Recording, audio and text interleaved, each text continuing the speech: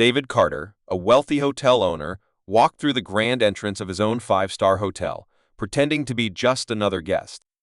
The towering chandeliers sparkled above, casting a golden glow on the polished marble floors. Everything looked perfect, at least on the surface. But as he took in the atmosphere, something felt off. The staff moved quickly, their uniforms crisp, their smiles bright, but only for certain guests. Others, like him in his simple but well-tailored outfit, seemed to go unnoticed. Approaching the front desk, David observed two receptionists, Lisa and Megan, whispering and chuckling amongst themselves. Lisa, with her sleek blonde ponytail, barely glanced at him before turning to Megan with a smirk. "Can I help you?" she asked, her voice flat and uninterested. "Yes, I have a reservation under the name John Carter," David replied calmly. He noticed the way Megan nudged Lisa, muttering under her breath, probably another wannabe VIP. Lisa sighed dramatically and typed lazily on the keyboard, making him wait longer than necessary. "We need a few moments to verify your booking," she said, her tone dismissive as her eyes flicked over his outfit: dark jeans, a tailored jacket, but no flashy brand logos. David remained silent, carefully watching their behavior. This wasn't just about checking in. He was here to see the truth behind how his guests were treated. And what he was seeing so far wasn't good. As he waited, Megan folded her arms and whispered again, this time louder. "He looks like he just walked in off the street."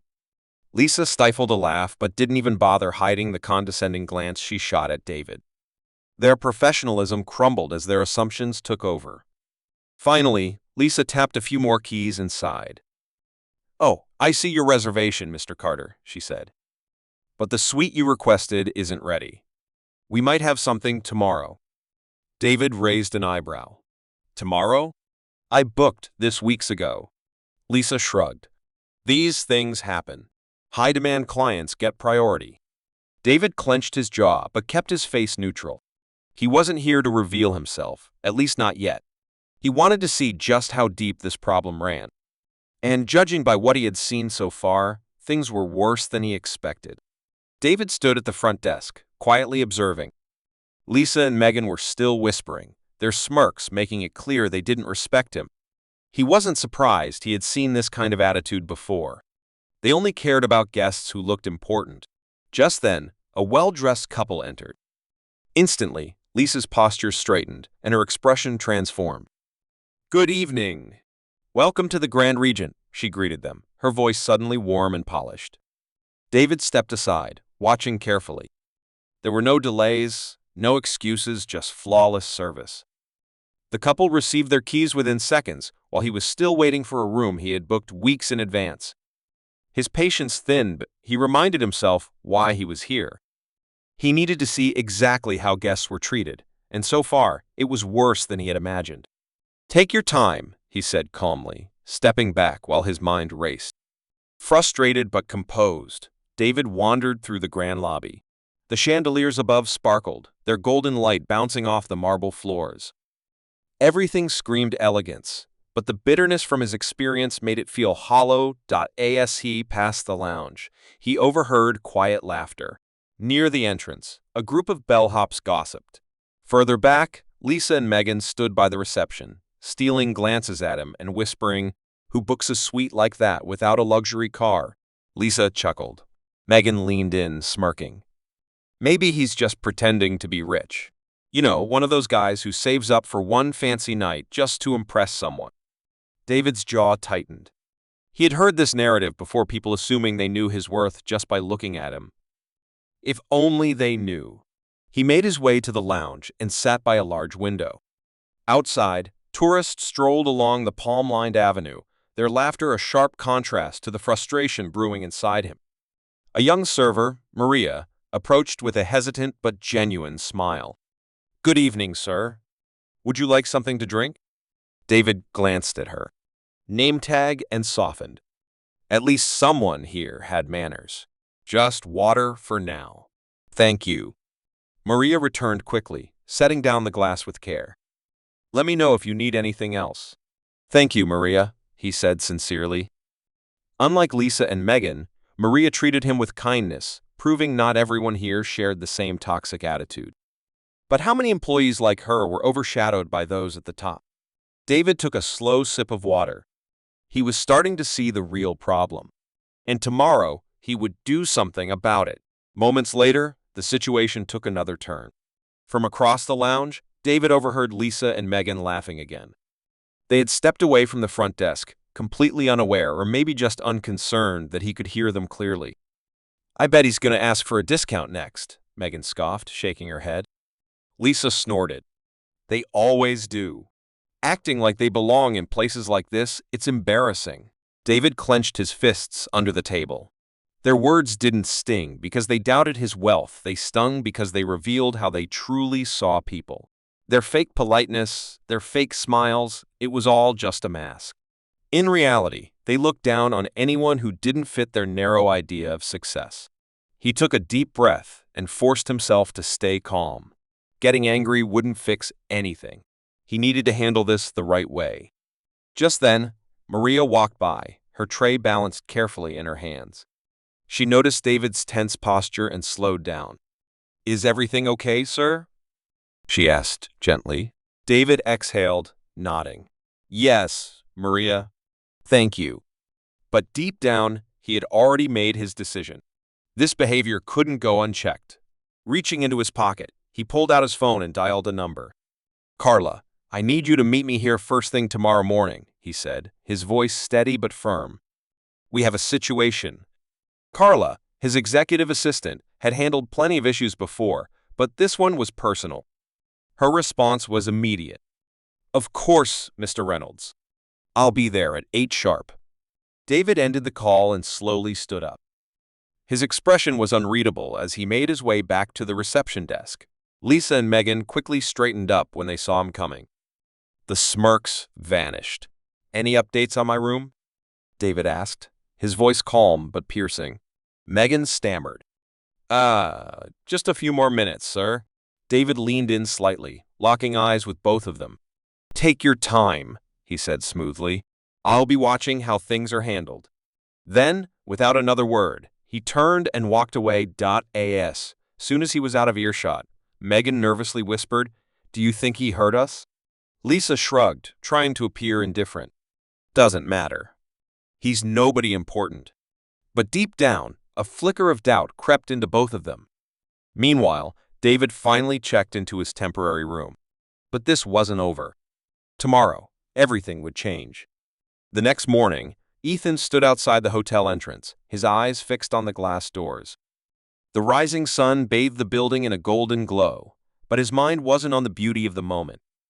Today wasn't about sightseeing, it was about setting things right. Dressed in a sharp navy blue suit, he looked calm, but inside, he was ready for what was about to happen. A sleek black sedan pulled up to the curb, and the door swung open. Out stepped Olivia, his executive assistant, a sharp-eyed woman with a confident stride. She adjusted the folder in her hands and walked straight up to him. "Good morning, Mr. Carter," she said, offering a firm handshake. Ethan nodded. "Morning, Olivia. I hope you're ready for a wake-up call." She smirked slightly. Always. Together, they walked through the hotel's grand entrance. Inside, Lisa and Megan stood at the reception desk, casually chatting like it was just another day. They didn't even notice Ethan at first. But when Olivia approached, her commanding presence was impossible to ignore. "Excuse me," Olivia said, her tone firm. "I'm here to meet Mr. Carter, the owner of this hotel." Lisa's face went pale. "The owner?" she echoed. Megan glanced at Ethan, her breath catching. "Wait, Mr. Carter?" Ethan stepped forward, looking them both directly in the eyes. "Yes," he said calmly. "I own this hotel." Lisa swallowed hard. "Sir, I didn't realize exactly," Ethan cut in, his voice firm but controlled. "You didn't realize. You assumed. And in doing so, you disrespected a paying guest and tarnished the reputation of this establishment." Olivia remained silent, taking mental notes as Ethan continued. "This isn't just about me," he said, his gaze unwavering. "It's about how you treat every single person who walks through these doors. I built this hotel so that every guest would feel valued. But what I witnessed yesterday was the exact opposite of that. Megan's face turned red. "Mr. Carter, I didn't mean no excuses," Ethan interrupted. "Apologies mean nothing without accountability. I expect better from my team. And if you can't meet those expectations, you don't belong here." The entire lobby had gone silent. Other employees stole nervous glances, realizing this moment would set the tone for everyone. Ethan let his words sink in before delivering his final decision. "Effective immediately," he said, "you both will undergo disciplinary review and mandatory training. I suggest you take this seriously because this is your only warning." Lisa and Megan nodded quickly, the weight of their actions sinking in. Ethan turned to Olivia. "Make sure this training applies to all staff. This culture needs to change from the ground up." She nodded. "Understood." He wasn't just a boss. He was a leader. And this hotel? It would no longer be a place where arrogance thrived because respect was about to be the new standard. Ethan sat at the head of the long, polished conference table, his expression unreadable. The floor-to-ceiling windows behind him offered a breathtaking view of the city skyline, but no one in the room dared to look away from him. Across from him, seated stiffly in their chairs, were the hotel's senior staff, including Lisa and Megan. Their nervous glances darted toward each other, but Ethan remained calm, his fingers lightly tapping the table. At his right sat Olivia, poised and professional, flipping through a neatly organized folder. She cleared her throat. "Before we begin, let me remind everyone this hotel prides itself on excellence. That means excellent service, excellent leadership, and most importantly, excellent treatment of every guest, no matter who they are." A tense silence followed. Ethan leaned forward, his voice controlled but firm. "What happened at the reception yesterday was unacceptable. I don't tolerate discrimination. I don't tolerate arrogance. And I certainly don't tolerate employees who think they're above treating guests with respect." Lisa's fingers clenched in her lap. "Mr. Carter, you just assumed," Ethan interrupted. "You assumed a guest's worth based on appearances. That kind of behavior doesn't belong in my hotel." Megan shifted in her seat. "Sir, we didn't mean any harm. Intentions don't matter," Ethan cut in sharply.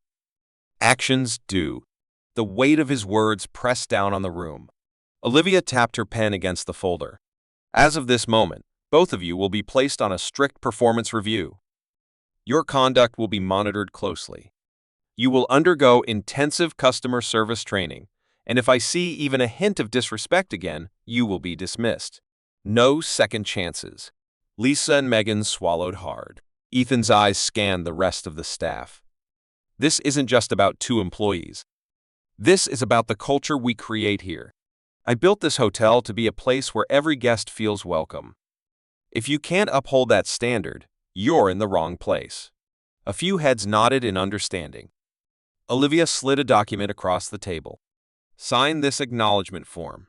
It confirms you understand the expectations moving forward." Lisa and Megan hesitated, then picked up the pens and signed.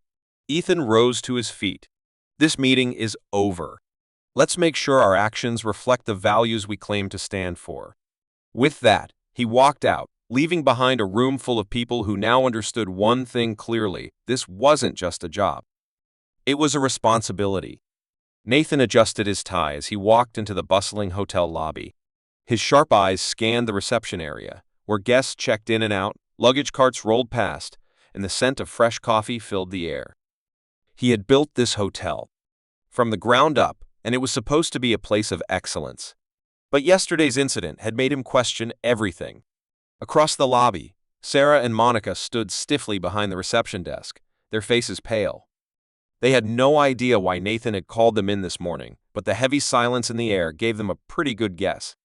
Nathan stepped up to the desk, placing both hands on the polished counter. His voice was calm, but there was a weight behind it. "Do you know why you're here?" Sarah swallowed. "Sir, if this is it's about respect," Nathan cut in. "It's about how you treated a guest yesterday." Monica shifted uncomfortably. "Sir, we didn't mean." Nathan held up a hand. "Stop. Don't tell me what you meant. Tell me what you did." Neither woman spoke. Nathan sighed. "Let me remind you of something. This hotel is a place where every guest, no matter what they wear, where they come from, or how they look is treated with dignity. If you can't understand that, you don't belong here. Sarah's eyes darted to Monica, who was staring at the counter. Nathan continued, his voice sharp. The man you looked down on? The one you treated like he didn't matter? That was one of our biggest investors. He wasn't here for special treatment. He was here to see if the people working in his hotel had integrity. Both women's heads snapped up in shock. Nathan nodded. That's right. And guess what? He was disappointed. The weight of his words settled in the room. Monica's hands trembled. Sir, we'll do better. Nathan's gaze didn't waver. You will. Or you won't be here. You're both on probation. Effective immediately. You'll undergo customer service retraining. And if anything like this happens again, you won't get a second chance. Sarah and Monica nodded quickly, their faces burning with regret. Nathan stepped back. This hotel was built on respect. If you can't give it, you won't earn it. Then, without another word, he walked away, leaving them with the lesson they'd never forget.